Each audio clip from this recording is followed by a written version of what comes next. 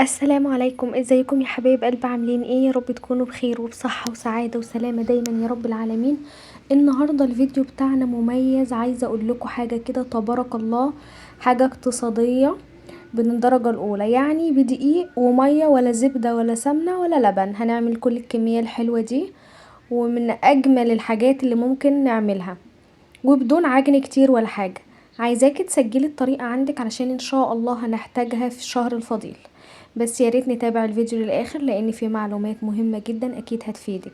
وما ننساش اعجاب للفيديو ومشاركة لكل حبايبنا.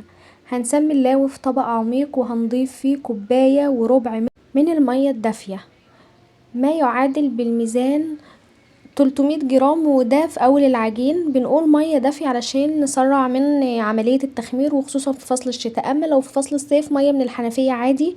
انا هنا كان معايا معلقه من الخميره، علشان وقت الفيديو انا حطيتها في شويه صغيرين من الميه ومع معلقه سكر واحده بس، خمرت وبقت بالشكل اللي احنا شايفينه. انا بدأت اكبها على الميه، وكمان حطيت 3 معالق من السكر، يبقى احنا كده حطينا 4 معالق من السكر وكوباية وربع من المية الدافية ومعلقتين من الزيت.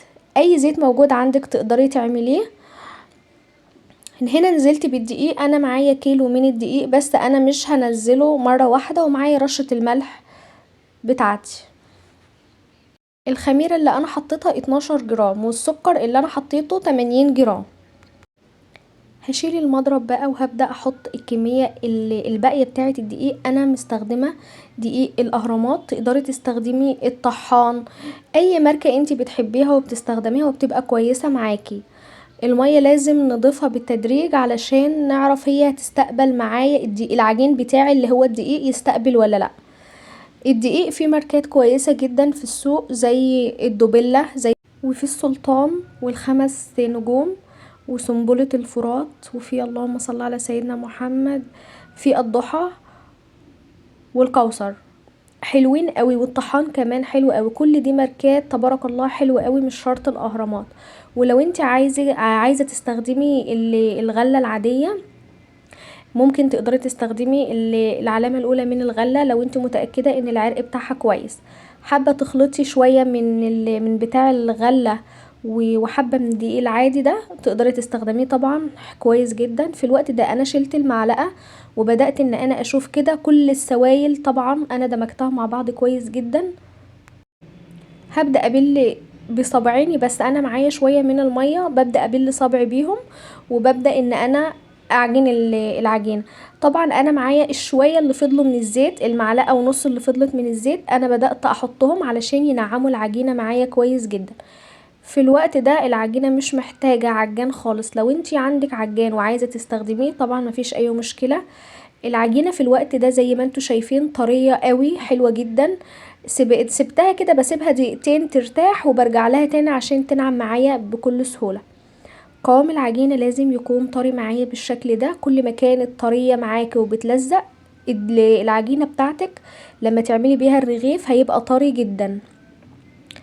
بعد ما نخلص ننضف الطبق بتاعنا كده، نخلي شكله كويس. وهبدأ ان انا كده خلاص اركنها على جنب بقى علشان اخمرها. هنخمرها ازاي؟ انا محضره معاكم طبق من الميه اللي سخنه، وهبدأ ان انا احط فيها الطبق بتاعي اللي حاطه فيه العجين واغطيها. طبعا هنا قعدت نص ساعه. عايزه اقول لكم ان التخمير بتاعها كانت خلاص بدأت ان هي تنزل مني بالشكل ده. طبعا في الوقت الساقع اللي احنا فيه ده مش هتخمر براحتها خالص، لانها هتاخد مني وقت طويل جدا. في الوقت ده انا معايا شوية من الزيت، هبدأ احط كده على الحاجة اللي انا هحط عليها العجينة بتاعتي، هدهنها كويس من الزيت. وبرضو ايدي تكون محطوط عليها زيت، وايدي التانية عليها جزء زيت بسيط، ما تبالغوش في الزيت قوي. هبدأ كده اخد بايدي من اول العجينة مش من النص، قطعة بقطعة، وابدأ المها بالشكل ده لان هي طرية معايا جدا. ونحاول ان احنا نظبط الحجم على قد ما نقدر. طبعا ايدينا مش مسطرة، بس على قد ما تقدري تظبطيه، وبتسيبي بين كل رغيف والتاني مسافة. لو عندك ميزان اعملي 180 جرام هيبقى معاكي كويس جدا. اهم حاجة ان احنا نسيب مسافة بين كل واحد والتاني لان هو لسه هيتفرد. جهزت الصينية بتاعتي معاكم، انا مش هدهنها اي حاجة، لو انت عايزة تدهنيها مفيش اي مشكلة. الصينية دي هتاخد مني 3 بس من الرغيف علشان نسيب مسافة كبيرة بين كل واحد والتاني، لان احنا هنفرده. انا نقلت كده رغيف وبدأت ان انا افرده، عايزة اشوف لو اتفرد معايا وبقى كويس هشتغل بيه، لو بيروح مني شوية كل ما بفرده بيرجع تاني هسيبه كمان شوية. ببدأ ان انا اضغط كده لان الفقاعات دي بتتلسع منك اثناء التسوية، فانتي حاولي تفضي الهواء منها. اثناء الفرد لازم تخلي العيش مية واحدة، يعني ما تخليش جانب مليان شوية وجانب رقيق، حاولي على قد ما تقدري تخليها مية واحدة، ما تبقاش رقيقة قوي وتخينة قوي، هتشوفوها على الصاج. هفرد العجين كله بالشكل ده واسيبه لمدة ربع ساعة يرتاح.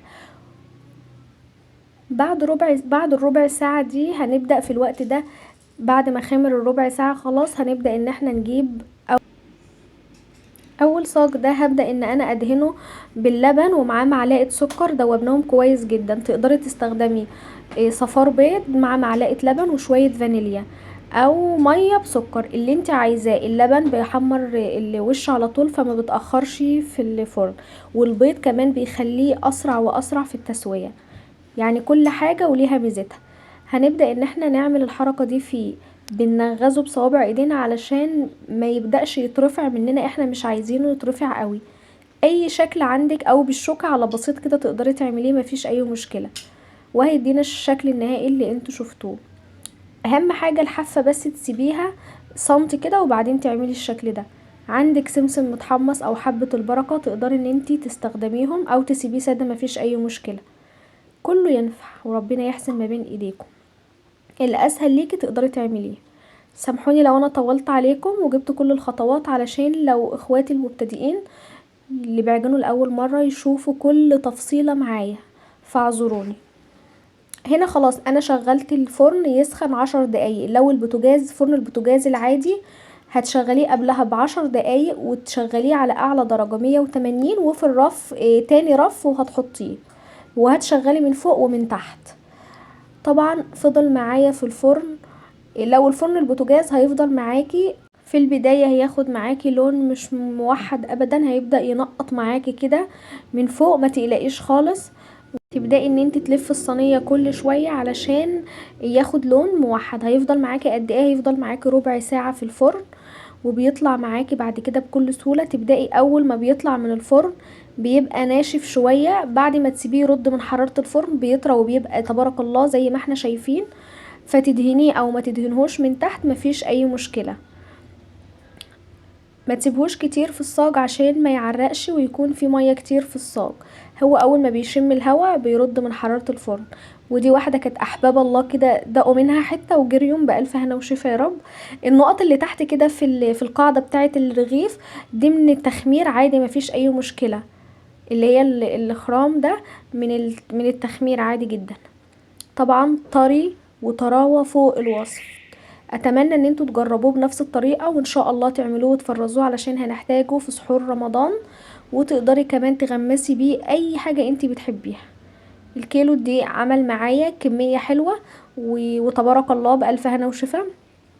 الاطفال كانوا كلوا شوية، خفيف وطري وهش واسفنجي تحفة. قول عليه زي ما انت عايزة تقولي ما شاء الله. نفرزه ازاي؟ اول ما هيبرد معانا هنعمل، لو انت عاملة كمية تبرد تماما اكياس نايلون هتبدأي تقسميه او زي ما هو كده عادي خالص مفيش اي مشكلة. بيبقى حلو، بتطلعيه قبلها بيبقى تبارك الله تحفة. طلعيه قبلها مثلا بربع ساعة وبألف هنا وشفا، ويا رب يحسن ما بين ايديكم. وبكده اكون خلصت الفيديو بتاعي. لو عجبكم الفيديو ما تنسوش اللايك والشير وتعليقاتكم الجميلة اللي دايما بتفرحني. سلام عليكم.